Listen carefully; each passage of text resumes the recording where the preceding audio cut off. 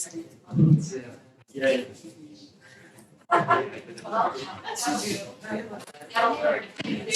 Good afternoon, everybody. Hi, good afternoon, Pittsburgh. My name is Matthew Viglione. I'm a co-founder and lead designer at SomaSim, which is a game studio in Chicago where we make simulation and strategy games. Because I know when you think about narrative games and narrative games, simulation games are the first one that comes to your mind. It's the top of the list. Or not. So today we're going to talk about how we think about story and narrative when it comes to making games, and specifically simulation and strategy games. And the title of the game, Procedural Prohibition, is not about prohibiting procedural generation. It's, on the contrary, it's about how we make Prohibition procedural, how we think about a new version of Prohibition every time we play our game, which we'll get into in a little bit. So, this being a narrative conference, I thought we'd start narratively. We'll talk a little bit about my studio and myself and how I came to be standing in front of you in Pittsburgh giving this talk today. There will be some mandatory audience participation, which I promise will be fun, but I figure at mid-afternoon on a conference we could use a little engagement. Then we're going to get some general background before we get specific. So we'll talk about how we think about story and narrative in sim games, some of the strengths of narrative in sim games, and of course, a few of the problems with narrative in sim games. And then, thus armed, we will begin to get specific and talk about City of Gangsters, which is the game released in 2021. It is a strategy game, tycoon game, where you are a brand new, bright-eyed, bushy-tailed kid who has just come to a major American city after Prohibition has started, and you're sort of building out your relationships, your crime network, your economy, and your social knowledge to create sort of a criminal empire in one of those procedural 1920s cities. And we'll get specific about City of Gangsters as well. It is a simulation of Prohibition era crime organizations with procedural 1920s American cities, procedural 1920s city residents. It's a business tycoon logistics game where you become a 1920s crime boss. And each time a unique city emerges with each new game, where you build and nurture and create relationships that build your crime organization. And you'll be taking social actions, and those social actions have consequences that reverberate throughout the game. And basically you're going to try to become Nucky Thompson or Al Capone each time you play through City of Gangsters. So a bit about me, and again, why I'm standing in front of you in Pittsburgh talking. I actually grew up about 90 miles due north of here in a little town called Meadville. That has nothing to do with this talk whatsoever. You can take the kid out of Western Pennsylvania, go Steelers. After growing up in Western Pennsylvania, I moved to Eastern Pennsylvania and went to school in Philadelphia, where I studied literature and history. I have degrees in French literature and European history. After that, I moved to Chicago, where I started in book publishing for a small publisher, where I was a producer, designer, and production manager for the bookmaking process. Then life took my partner and I to California, and for 9 years or so, while he was making games for places like EA and Three Rings and Zynga, I was director of communications for a nonprofit in San Francisco, where it was my job to tell stories of our clients to raise money. So I had to tell fun stories like how equestrian therapy can help troubled youth heal, and not so easy stories, things like harm reduction and homelessness and complicated HIV infection in the streets of San Francisco. That is to say that throughout my career, throughout my studies in literature and in communications, story has always been sort of central to my work. And when we started SomaSim, our studio, in 2013, that didn't change. We still focused on telling story, even though we were making simulation strategy games. Our first game was called 1849. It is a game where you are playing through the gold rush.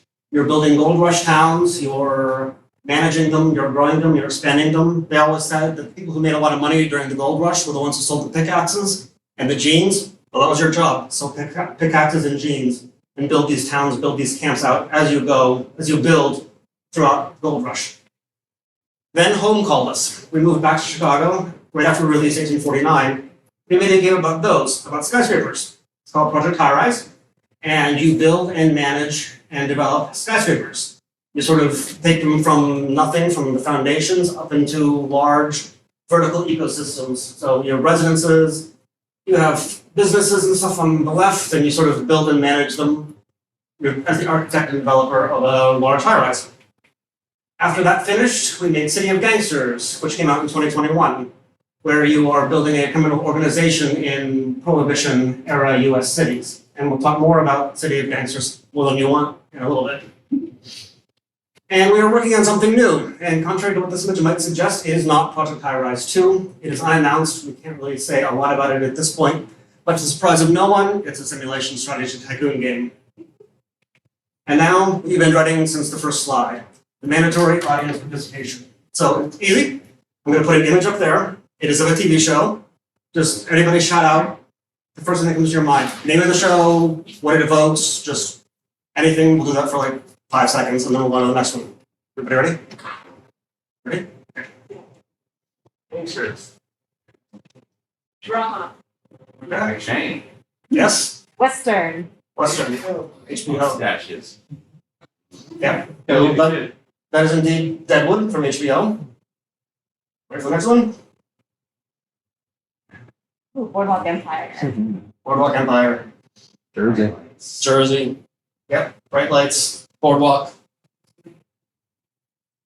And last but not least, Sopranos.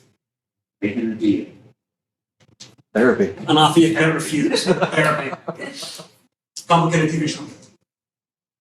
So, all of these 3 stories, whether they're Deadwood, Boardwalk Empire, or The Sopranos, are based really on evolving, shifting relationships, whether it's Al and Seth's sort of friendly relationship that develops throughout Deadwood, whether it's Nucky's complicated relationship with pretty much everybody, with his family, his wife, other gangsters, government officials, kind of everybody, or Tony and Dr. Melfi and Tony's family and the other gangsters in northern New Jersey, and Tony's even changing relationship to therapy itself. There's a lot of relationships, social engagement that are modeled in these shows. More importantly, though, these are stories that evoke systems. You can't tell the story of Deadwood without telling the story of the Black Hills Gold Rush, without telling the story of like the end of the West as we knew it, the coming of the railroads, first show up, about exploitation of native lands and Native America, and sort of the whole kind of ending of the Wild West. Like, you need to tell that whole story to tell the story of what happened in Deadwood. Same thing in Boardwalk Empire, which literally begins, like the first episode is the first day of Prohibition. And then from there, like sort of how Prohibition evolved, how the black market emerged and grew, how distribution worked. I mean, it even brings in the Irish Civil War when Nucky goes to Ireland and buys guns from Irish fighters. Same thing with Sopranos. Like, it's still sort of the whole story of late 20th century gangsters in North Jersey and New York, the whole system that was built, the whole relationship of therapy. Like, there's a whole bunch of systems that are underpinning all of these stories. So these are stories that evoke systems. What we try to do is create systems that evoke stories. So we're trying to build the system that makes you feel like you're Al Swearingen sitting in his office above the saloon running Deadwood. We try to create the system that makes you feel like you're doing that. So you can create your own Deadwood story when you come in and play it. Or that your Mies van der Rohe is sitting in your unfurnished apartment above Chicago, sort of directing the construction of modern high-rises throughout the city. Or that you're Nucky Thompson, the Ritz-Carlton, with your ledger book, sort of thinking about and running the whole organization in Atlantic City and beyond, sort of managing all of those relationships. So we're trying to create stories that indirectly create, or systems that indirectly allow the player to create story. And again, this is an indirect relationship. We're creating on one end of the bridge the system, and the player is telling the story as they go through it. So we need to get from that side to that side, and there's a leap in between. So I want to talk about some things that we do to help make that leap. Because again, we're creating systems that evoke stories, but we're doing that indirectly. We're not telling this story directly with words. We're allowing the player to sort of create that as they go through. And when it comes to sim games, there's sort of a spectrum of authoring and of content when we're talking about narrative in games. So a game like City Skylines really has no explicit narrative whatsoever. You're just filling up a map, you're building roads, you're dealing with traffic problems, there aren't really any quests, there's not really anything to push you, it's just sort of you solving problems of your own making as you build your cities and as you go through and design. On the other hand, we'll hit a game like Tropico, we're the presidente of a tropical island. There's a lot of authored content here. You give election speeches, those are pre-written. There are interactions with ambassadors from foreign countries, those are pre-written and scripted. There are quest lines that you follow, those are scripted and queued and sort of authored to guide you as you move through the scenarios. And there's a whole scenario progression system. So this is really a more authored system where you have a lot of agency to tell your own story, but there's a lot of story being told for you in Tropico. And then somewhere in the middle, you're going to hit a game like Civilization, where you're sort of building your civilization on a procedural map. And there are things like tech trees, there are things like interactions with other leaders. But by and large, you're sort of playing on your own and trying to build the optimal civilization. So that's sort of the spectrum from City Skylines, where no real authored content, through Civilization, where there's some, to a game like Tropico, where there's a lot of it. So that's sort of the design space and scope that we think in when we're trying to sort of tell story in sim games. So how do we create narrative in sim games? I think one of the things that I try to do as a designer is think about an initial narrative singularity, sort of a point from which the story then bursts out. That allows us to give players a tabula rasa, a starting point, a clean slate where they can build their city, where they can build their empire, where they can build their thing. This gives us a setting, gives us a time, a place, a theme. It allows the player to ground the story of what they're telling themselves, what they're creating as they're playing through the sim game. This could be the dawn of civilization. This could be the discovery of faster than light travel, from which you explore the galaxy, colonize planets, build a galactic federation. This could be the foundation of a new city. You start from scratch on empty land and start building it out. Or this could be January 17th, 1920. What happened on January 17th, 1920? Prohibition. We'll get to Prohibition in a moment. And in sim games, the story is always right in front of you all the time. The game board itself is an artifact of the story that you're creating. So in this case, we go from building something small out to building a giant skyscraper like that, where the player's telling them, all the stories the player's telling themselves are right there. We can't read them, but they're all right there. Like, why did they build that lobby there? Why are all the residences arranged like that on the right? Why is there a gap? What's with the offices over there? What the restaurants is down there? So the player was telling themselves a narrative the whole time as they were building it up. It's all there. We can't read it. In fact, after High Rise came out, there was a review kind of commentary in The Guardian where Adam Forrest played, and he said, when he first started out, he would think about each individual NPC in the game. Like he said, there was Phyllis the Quiet One, Mildred, who always complained about the rubbish on her floor, who became smell-sensitive Mildred. Dave was simply Tank Top Dave. So he had characters that he just created and was sort of engaging with. But before too long, after 6 or 7 floors, he no longer gave a shit about his individual tenants. They became sort of vectors for profit, vectors for problems, vectors for issues. Now he was really engaging with the ecosystem as a whole. He was sort of talking and telling the story of the whole building, and these individuals never cared anymore. So we see there's an evolution that's present from small building where you care about small things to large ecosystem, and the story changes and grows with it. And like I said, they're great at creating stories. I'm going to traumatize my partner and co-founder by bringing in more Timberborn. This is a game about sentient beavers. And in this case, I was building this is a game I have way too many hours in recently. I was building what I was calling a big-ass dam. And I would tell them about building the big-ass dam as I built it. Like, oh, my beavers aren't going over there. Like, oh, there's a drought, I have to wait, or I need more trees, I'm out of wood. So I was telling myself and him a story as I was playing this. And it finished, and there's the finished big-ass dam. Like, there are stairs. There's a whole bunch of story that's encoded in that image, but it's all gone. It's like looking at a relic from a pre-literate society. Like, this is the decapitator god of the Moche. You can sort of make guesses about what it meant, but we have no idea the actual stories that were being told. This is sort of like looking at the big-ass dam. Like, you can make a guess about what I experienced. Why did it kink out like that? All of that story is gone. Which is to say that sim games are great at creating story, they suck ass at retaining it. Another big problem to deal with in sim games is the R word. Any guesses as to what the R word is? Retention. Retention. Nope. Replayability. Our players don't just want to play the game once. They don't want to play just one scenario through. They want to play that scenario over again to try to get it just right. Then they want to play all of the scenarios to try to get them just right. Then maybe play them again just for the heck of it.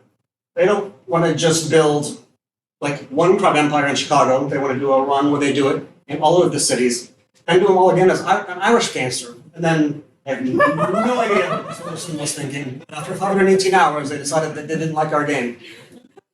Okay. So again, they don't want Nucky Thompson's story. They want Nucky Thompson's story again, and then different again, and then different again. It's like they wanted to get a DVD box set, and every time they put in the DVDs, have a different Boardwalk Empire play out before their eyes. So again, they want stories over and over and over and over again. So, our story so far.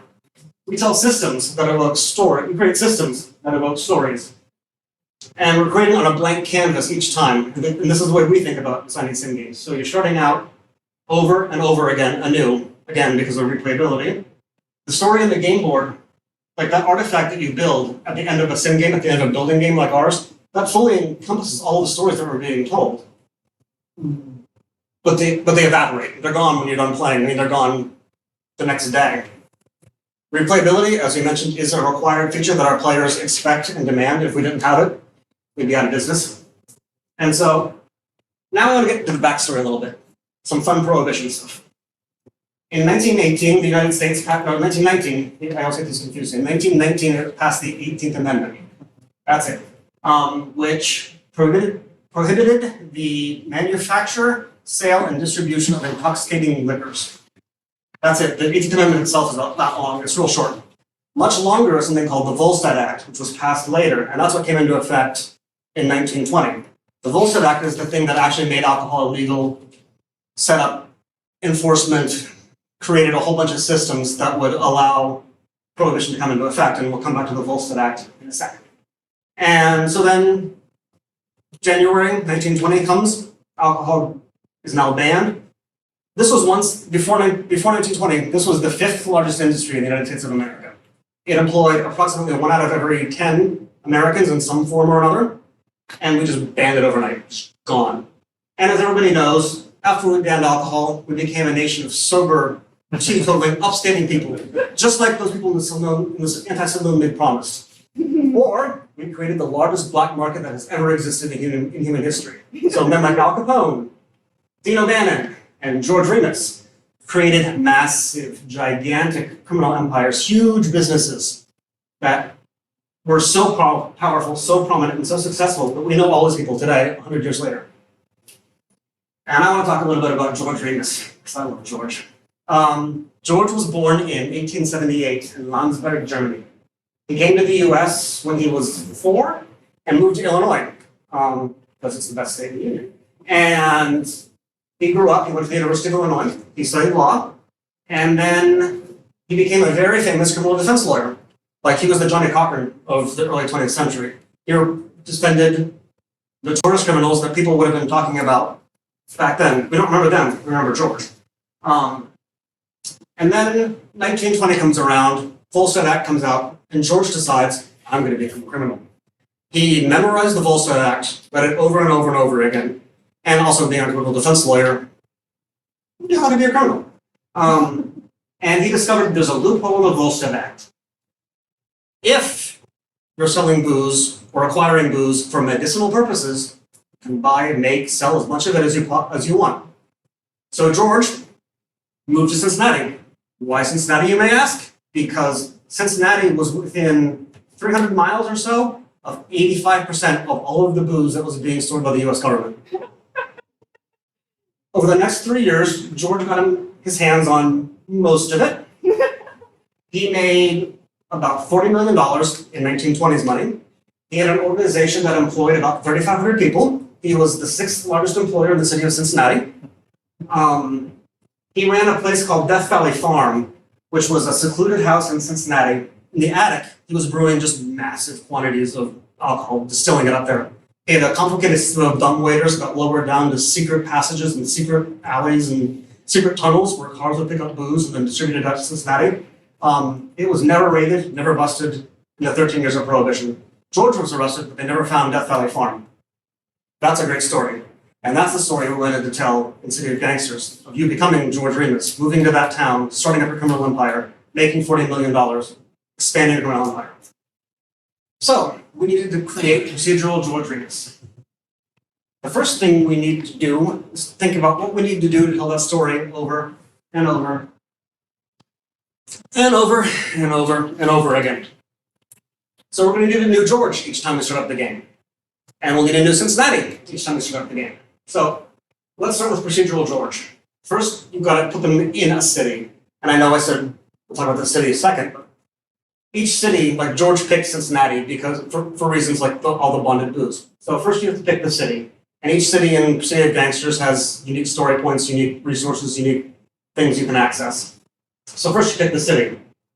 Then you begin to select your nationality. So in this case, it's Florian Krull. He's Polish. He's a loner. He's irreverent. He's strong. These traits will have some impact on your ability to interact with people and to grow your empire as you go.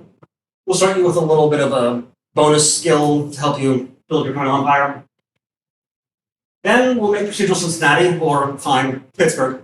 So what we're doing here is we are creating a new city every time. We keep the basic landmarks. So when we look at Pittsburgh in a minute, you'll see that there are still the rivers where they should be, the hills are where they should be, and the neighborhood names are where they should be. So, Shadyside is still over there. Downtown is still over there. I think I oriented myself correctly before I did this. And then we begin to spin it up. And every time we create a new Pittsburgh, we'll create new street networks, new bridges, new rail lines, procedurally each time around the hills, the river, and the city.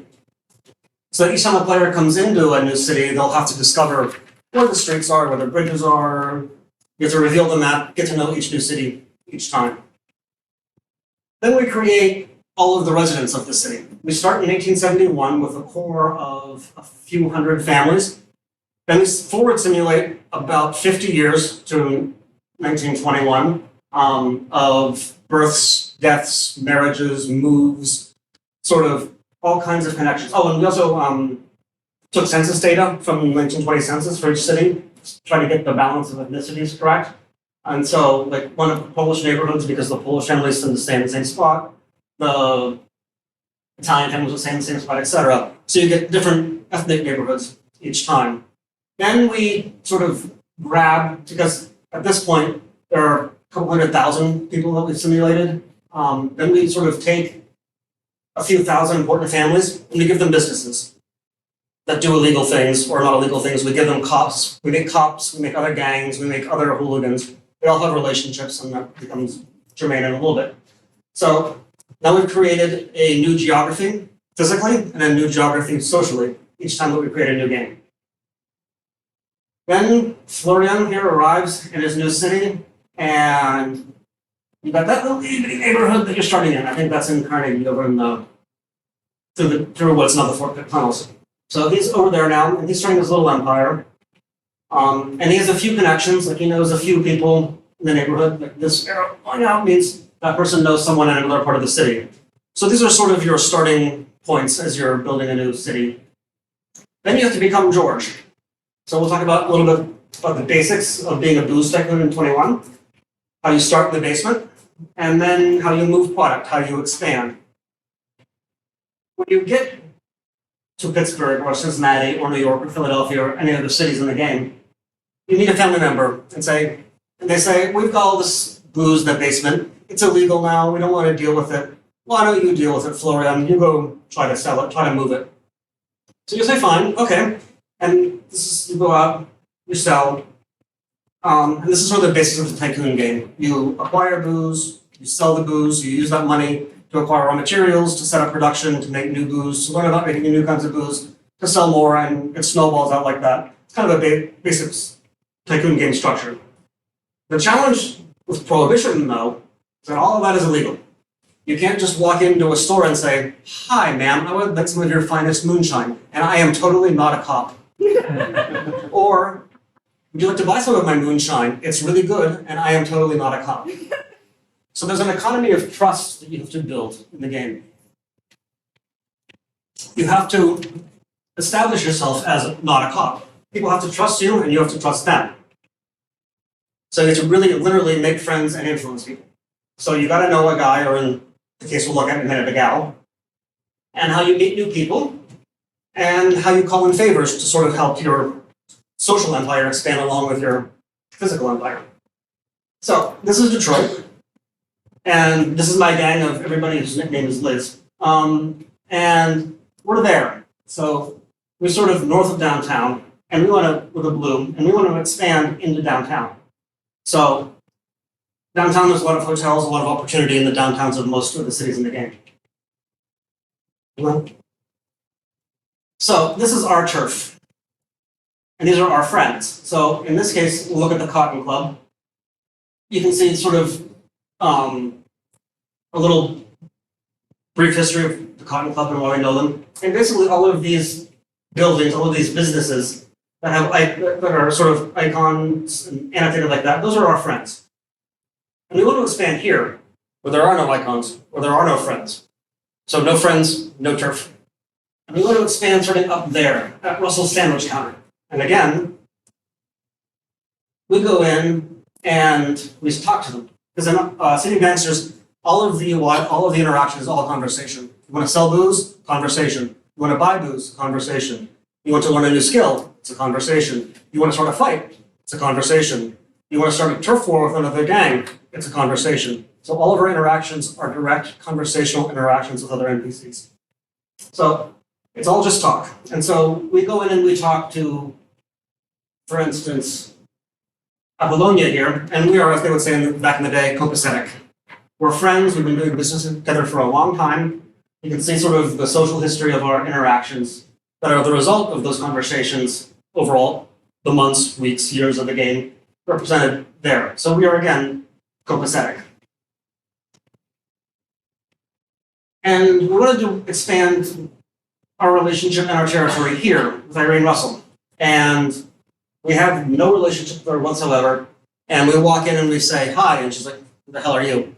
But we have an idea that something shady is going on there. We've scoped out our business, like she's doing something shady, and we want to get involved and get to know her. So how do we sort of establish that we should be friends? Well, we are friends with somebody at the Cotton Club. We saw that before. And they know each other. So we can examine the relationships and say, we're friends, we should be friends. So we go and we talk to Sarah, who owns the Cotton Club, and we say, Sarah, dear, it's about that favor you owe us, because we built up favors with her in the course of our relationship.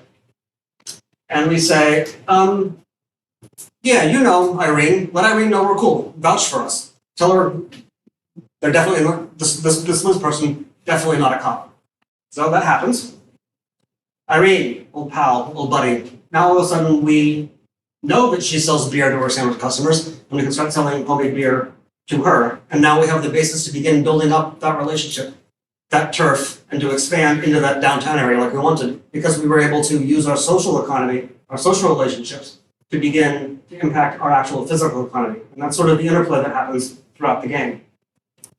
And again, you learn other things this way, but friends can be useful. In this case, he's willing to teach me how to make a completely novel type of booze that I didn't know about before. Maybe I didn't even know it existed. And he says, I can help you figure that out. I have family up north who knows how to do that. But it's not all just nice. It is a gangster game after all. So all of the other yellow squares, like we're blue, and you see that they're yellow squares. Those are all little corner hooligans, like annoying people who are occupying corners. They're not gangs. They're just kind of like corner hooligans occupying a given corner. And in this case, we want to go there. They're in our way. Like we're sending people through there. They could be swiping at our shipments. They could be shooting at our people who are carrying booze through there. They could be annoying our friends. So they are in our way, and we need to do something about that. And also, there are other gangs around. So there's in this case, the red, there's the Smith gang, and they expand and they grow on their own. They have their own economies. They're doing the same thing we are. Which is all a way to say that sometimes you gotta break out the Tommy guns. And in this case, we went and we got rid of that annoying corner hooligan who was on our way. Maybe we tried to negotiate, we tried to talk them into a less aggressive end, but in the end we couldn't. The important thing to remember in City of Gangsters is that even corner hooligans have families. They're related to everybody else. In testing at one point, I ran into a moment where somebody I was doing business with said, "This corner hooligan, they're irritating me. Can you handle it for me?" I'm like, "Yeah, no problem." I didn't look to see who they were related to, which was a big mistake. I roughed them up, and then I'm like, why am I out of moonshine? And I'm out of moonshine because I went and looked in the corner where I had been making my moonshine and had the whole production thing set up. It was all predicated on these 3 cousins. And guess who the 4th cousin was? The guy I beat up. So I broke my whole moonshine production system in that part of the city because I was not careful with that machine gun. So that's sort of how you go about building your criminal empire. You go block by block, moment by moment, conversation by conversation, until you eventually do something like the Dailies did here, which is control a good chunk of Brooklyn. So what we created is an engine for social economics in a simulation game. Your action space is gated by relationships, and those relationships are created by actions. So you start selling booze with one person, you begin building a relationship, that opens up new action space for you by building that relationship. And that relationship history is always tracked, it's always transparent. You'll never have to guess why Apollonia likes you or dislikes you. We'll tell you that all the time with every NPC. And these social queries are done via Prolog, via logic programming. And if you want more information, we've given talks on that at AID and a couple other conferences, GDC as well. And sort of that whole system allows us to query through the social space, to sort of determine the enemy of my enemy. I don't like that gang, you don't like that gang, maybe we're friends now, or maybe we have a reason to become friends. Or the classic, you killed my father, prepare to die. So, in a lot of narrative and story-based games, you're building up your story beat by beat. You're going through the story, you're telling the story, you're exploring new branches, you're going beat by beat, that's how you build the story. In City of Gangsters, you do that socially. Sort of each interaction is a story beat that you're building as you go through.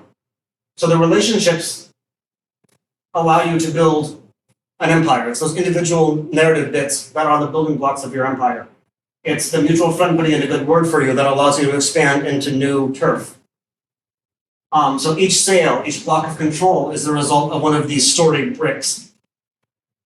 And these are recorded, and they form the foundation for your future ability to act or not act. Again, in this case, we went and killed Kate's brother, so she's never going to talk to us. In fact, players in forums will ask other players, like, so I killed a guy, how do I fix that? And you can't fix that. You killed somebody. There's no fixing death.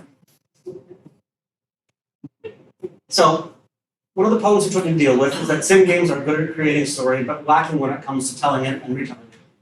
So, when we make social history impactful and a constant reminder of past actions, we begin to create that story that can be retold a little bit, that can draw the player back in. That social history becomes the narrative of the game. And then success in the game it's a combination of your ability to control both the physical economy and to maintain and manipulate the social economy as well. And that's how you sort of come back into the game. Like, this is the game that we were looking at before, where I was a gang of people, male and female, who all did the nickname Liz. And when I came back into this game, I said, oh yeah, it's the Liz's, I remember them.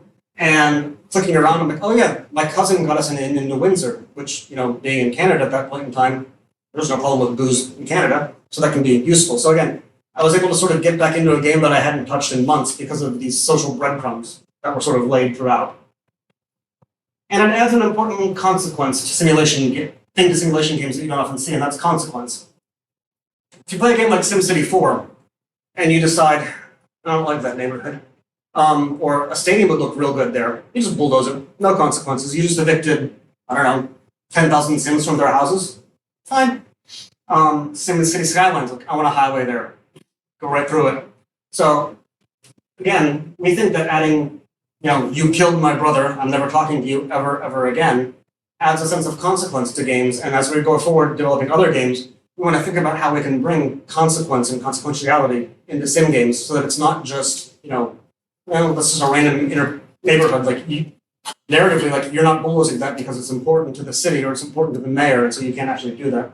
So that's something that we're going to be implementing in our games and our design going forward, is that idea of consequentiality in games. Another problem we had was starting over and over and over and over again. How do we deal with replayability? How do we tell the story of George Remus over and over again in ways that are engaging each time?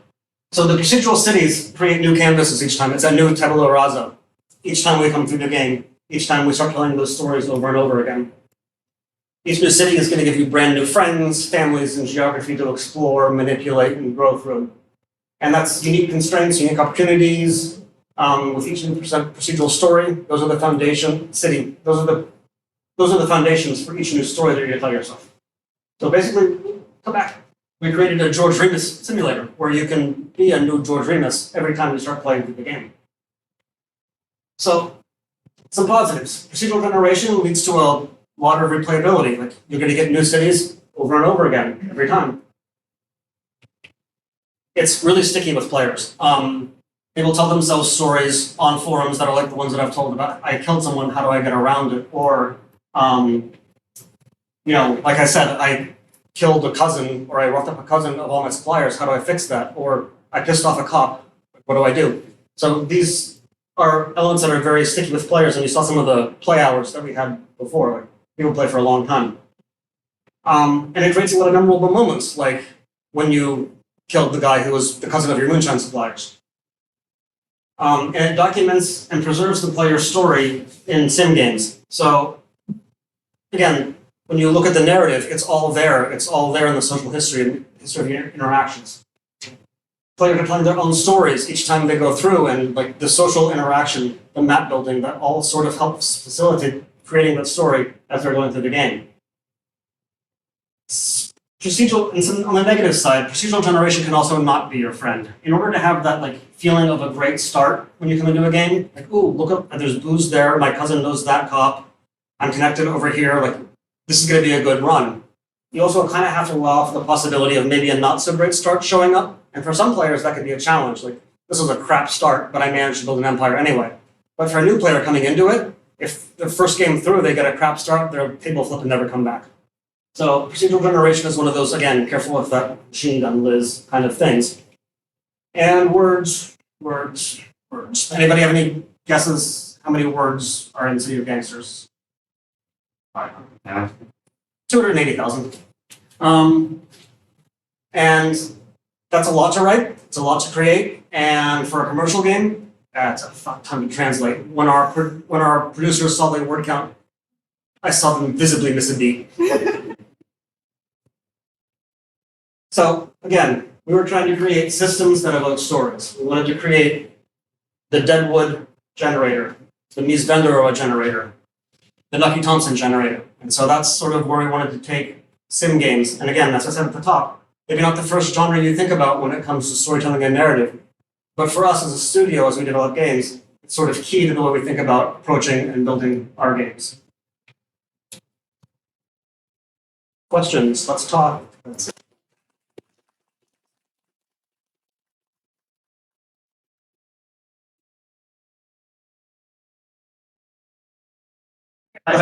Thanks, really good talk. Thank you. I'm curious if you have any like especially sort of interesting or memorable design challenges or unexpected solutions that came up during the kind of design and development of this that kind of surprised you or were unexpected?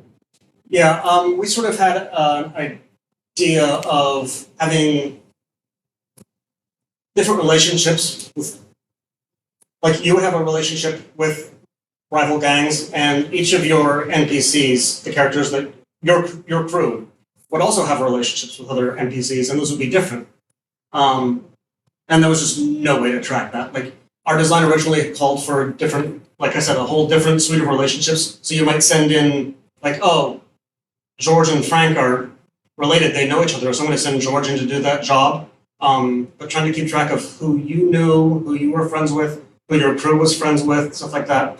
That all just became too much to manage. We couldn't think of a good UI or UX flow to manage all of that. So we ended up just kind of conflating it all into your relationship with everybody else. Which is unfortunate. I would have liked to have tried to find a way to make that works. So you're doing a lot more relationship management, but it's just a beast to try to communicate and try to like show players.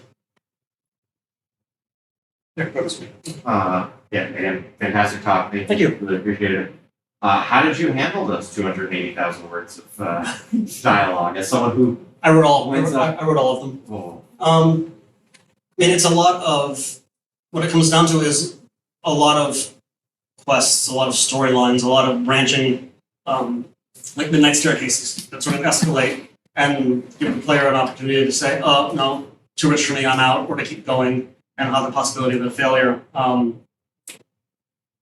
Because I was the only writer, I think it was easy for me to manage it because I just kind of knew where all the bodies were buried.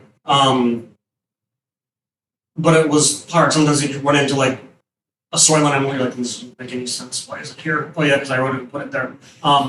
We didn't come up with a really good way of kind of managing those storylines. We're trying to think about doing that better on next game.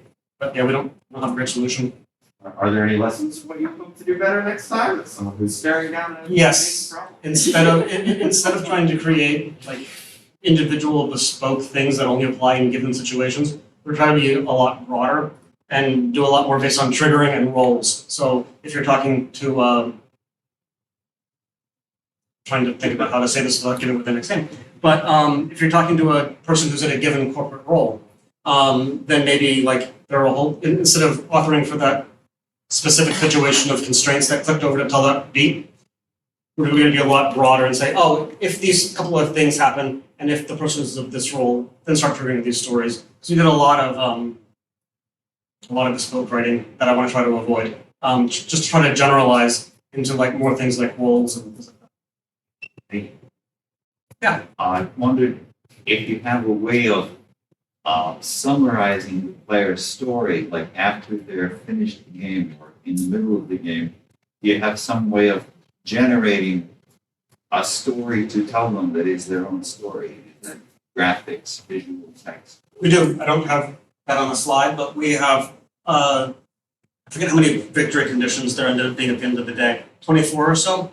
So there were ways of sort of tracking your progress against the ultimate victory conditions of the game and sort of showing those two every once in a while. Like, how far have you progressed along being like the most prolific producer of moonshine in the city? How far have you progressed? Like, there's also a politics element where you can mess with elections. Like, have you gotten anybody elected yet? Have you gotten the mayor elected or something like that?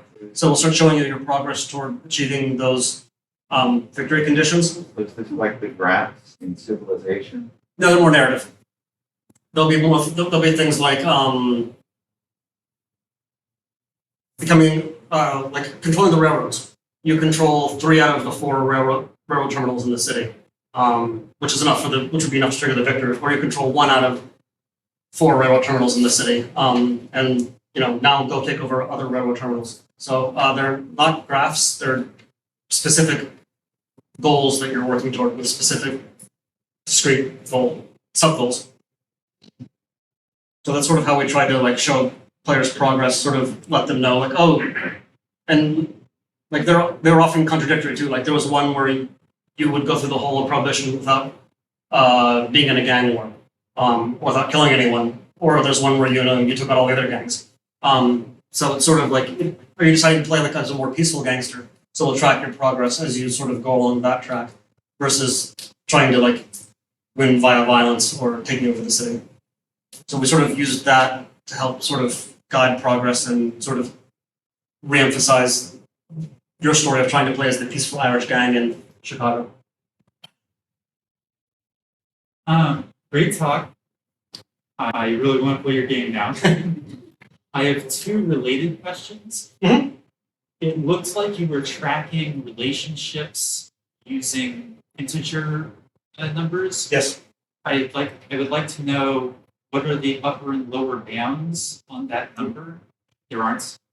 Okay. Nope. And then, what sort of algorithms or mathematical functions do you use when changing relationships? They're just buffs, they're just addition and subtraction that are the consequences of action. They also, some of them will start to decay, but it's basically just a float and we increment and decrement. Decrement's not a word. Increment and subtract based on action consequence and the decay. Okay. Do you tell the player ahead of time how it will change? Like exactly how much? No, How many axes do you track relationships? I mean, it's between. one of them a friend or foe, or more? No, it's a lot more granular than that. Like there's certain things that will and we'll tell you like if something is blocked because your relationship is not at a certain level. We'll say, oh, you don't know them well enough. Show a relationship of like 30 or above, or in order to like when we saw before, she went and talked to us about the illegal stuff. That's sort of a threshold, and once you pass that threshold, then they'll talk to you about illegal stuff. Then there's another threshold for learning skills. There's another threshold for introductions. There's another threshold for taking over a part of their business. There's another threshold for them having joined or a relative of theirs join your crew. There's a whole bunch of discrete points that unlock different actions depending on how well you know someone, or how much they don't like you. Like on the other side, like a rival gang may start bothering you if you get too close at this level of relationship. At another level of relationship, they'll start sending people after you. So it sort of depends, and like they'll consider a truce if it's at this level, or they'll never consider a truce at this level. So along the whole spectrum of things, there's this sort of a range of things that are enabled or blocked based on your relationship. Is it one dimension? Is it all one variable in one dimension, or is it like you have variable tracking affection and then another variable tracking trust, or is it all just one variable? Just one variable. Again, it was one of those things that was just we thought about it for a while. It just got a little cumbersome to try to communicate and figure out. The thing that sort of drives me away from strategy games, especially if they're multiplayer, and I don't actually, I think you didn't say if this is multiplayer. Oh, it's not. It's single. All right, well, God, multiplayer. still a relevant gameplay issue is the person who's most strategy games come down to the person who's better at micromanaging things wins. And even if they, like in Civilization, even though you can automate your units, the person who is fast enough with the mouse to click on all of his units and control them individually is going to win the game. And I'm wondering how you handle the delegation. Do you have a way of fighting this micromanagement, such as having a level below which the player cannot manage, having the player has to delegate certain things to, On people one hand, who he has to hire and fire? on one hand, it's turn-based, so you can take as much time as you need to go through. You're not going to get penalized for not meeting a thing because of the time going by. Well, the time going by is kind of lost a bit of you. Yeah. If you have to spend 30 minutes per civ turn, it's not worth it. So, I think that's probably a design point that we don't necessarily agree on there. I'm kind of, that's something that I do enjoy in games is having a control over everything that happens, everything that occurs. One of the things, you can automate deliveries. There is some degree of automation that we let the player handle, but it's a small crew that you're controlling. It may inflate to 30 or so toward the end of the game. But again, something that I like to do, it helps reinforce your idea that you're the boss, telling everybody what to do each time. So we do try to minimize the micromanagement, but it is, that's one of the common negative reviews that we receive. But it's also like, there are a lot of players out there who look for that, who seek that out. So. But no one is making games for those players. Like, no game maker is serving that. Which audience? The people who don't like micromanaging. We're trying to think about that a little bit in our next game, how we can maybe reduce some of that. But again, it's for some it's a design problem, for some it's a design feature. And I make the games for my audience. Anything else? Yes. A question from the audience asks, is there ever a situation where you have one member of gang A being friendly with gang B, but another member of gang A having active shootouts with gang B? So like more conflict within each game rather than between two? No, everybody else is always going to do what you say because you're the boss. Again, it's one of those things like somebody asked before. All the problems are trying to manage multiple relationships at different levels between different characters. Just got overwhelming incredibly fast. It made the micromanagement even worse. I was wondering if you have any comments on the sort of procedural history generation and story that comes out of simulation. I am. It's one of the, I have not played the new version yet because I run a studio, and I know if I played that, bye. Like the Beavers, I didn't mean to spend 95 hours in the past 2 weeks playing it, but I did. And I know that Dwarf Fortress would be that kind of vortex, so I own it. I have not played it. It's one of those things that I have to reward myself maybe after a milestone or two from now to get into it. I watched Rob, my co-founder, play it, and I know me. It's dangerous. That would be bad for me. It's one of the, I acknowledge it as a glaring hole in my knowledge of the space, but again, I have to run a studio right now that has deadlines and I can't. Even though I really, really want to. Yeah, just kind of quick follow-up to that. That's, I think in this kind of game, always an interesting challenge. It's like you have a super complicated simulated history or backstory. How do you expose that to the player in a way that is interesting or connects to the main gameplay? And Dwarf Fortress sort of solves that by saying it's a whole separate mode called Legends mode. You can just go mess around with it if you want.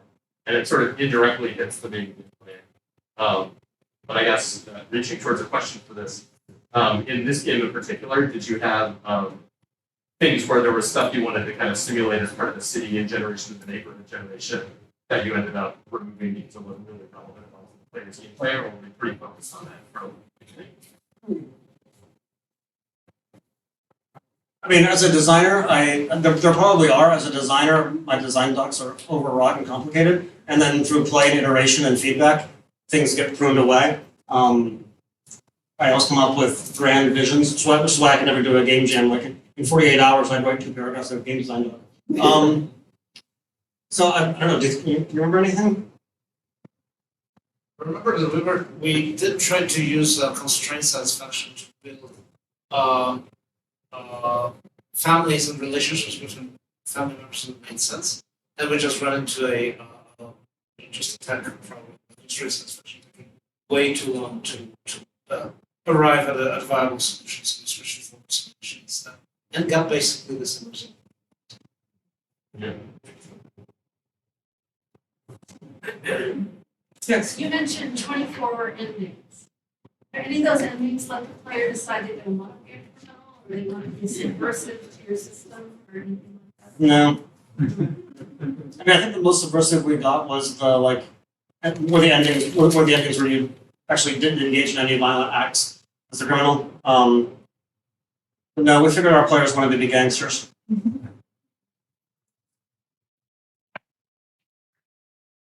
Oh, thank you.